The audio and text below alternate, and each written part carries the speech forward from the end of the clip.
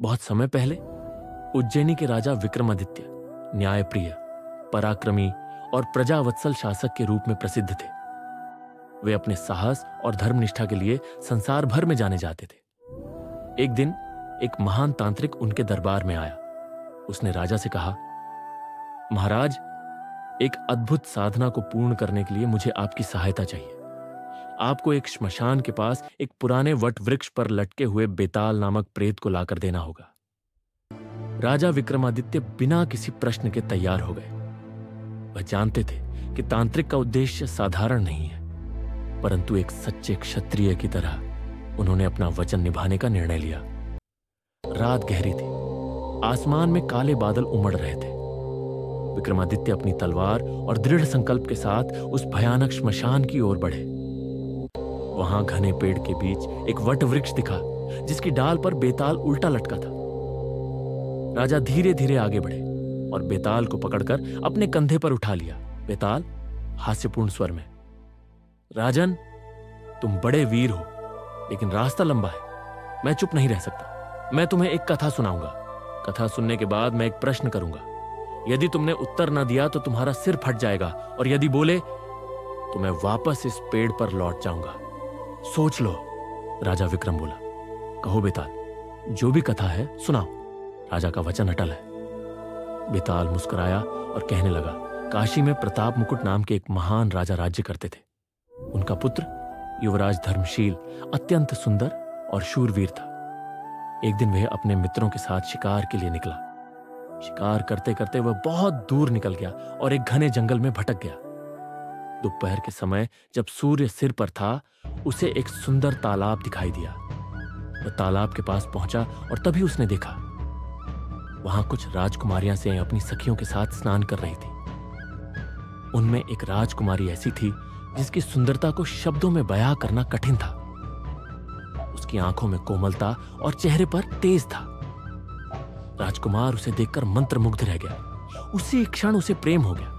संयोग से वह राजकुमारी भी उसकी ओर देख रही थी। दोनों की नजरें मिली और मानो हृदयों में कोई संवाद हो गया। राजकुमार ने अपने अंगरक्षक को भेजकर जानकारी ली। ज्ञात हुआ कि वह राजकुमारी मालवा देश के राजा वीरसेन की पुत्री संयोगिता है। राजकुमार ने संदेश भेजा, राजकुमारी, यदि हमारा मिलन ईश्वर की इच्छा है तो मैं जल्द ही आपके राज्य में आऊंगा। राजकुमारी ने मुस्कुराकर अपने गले से एक मूंगा माला उतारी और उसकी ओर फेंक दी। वह माला उनके प्रेम का प्रतीक बन गई। राजकुमार ने उसे संभालकर अपने वक्ष में रखा और महल लौट आया। उस रात वह सो नहीं सका। उसके हृदय में केवल राजकुमारी की छवि थी। अगली सुबह उसने अपने पिता से अनुमति लेकर विवाह हेतु मालवा की ओर प्रस्थान किया। रास्ते में जब वह एक धाम के निकट पहुंचा, तब वहां उसे एक विचित्र घटना का सामना करना पड़ा। मार्ग में कुछ डाकू एक युवक का सिर काटकर भाग गए। राजकुमार ने देखा, वह मृत युवक वस्त्र और रूप में उसी का प्रतिबिंब था। उसी समय कुछ सैनिक आए और राजकुमार को पकड़ लिया। उन्होंने उसे डाकू समझकर राजा वीरसेन के सामने पेश कर दिया। राजा वीरसेन क्रोधित थे। यदि तुमने मेरे अतिथि युवक की हत्या की है तो तुम्हें दंड मिलेगा, उन्होंने कहा।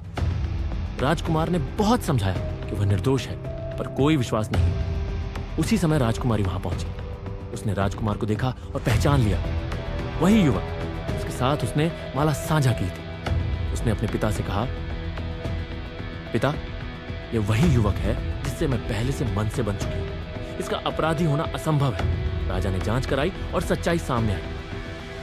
असली अपराधी वे डाकू थे जिन्हें पकड़ा गया। राजकुमार निर्दोष था।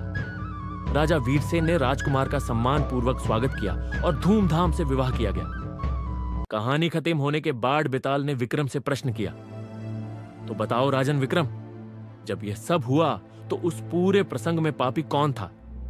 क्या वे डाकू जिन्होंने हत्या की, राजा जिसने बिना जांच सजा सुनाई, या वह राजकुमार जिसने बिना सोच के एक अजनबी स्त्री से प्रेम किया और अपनी जान खतरे में डाल दी?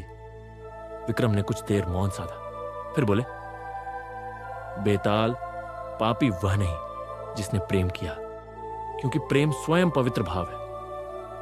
राजा ने गलती अवश्य की, पर उसके भाव में न्याय था। वास्तविक पापी वे डाकू थे जिन्होंने निर्दोष की हत्या की और झूठ फैलाया। बेताल हंसते हुए, राजन, तुमने सत्य कहा, लेकिन तुम बोल पड़े। अब मैं फिर लौटता हूं अपने पेड़ पर। और इस प्रकार राजा विक्रमादित्य को एक बार फिर उस अंधेरी रात में श्मशान की राह लौटनी पड़ी, अपने वचन को निभाने के लिए। परंतु यह तो केवल पहली कहानी थी। अभी और भी कई रहस्यमयी कथाएं उनका इंतजार कर रही थी।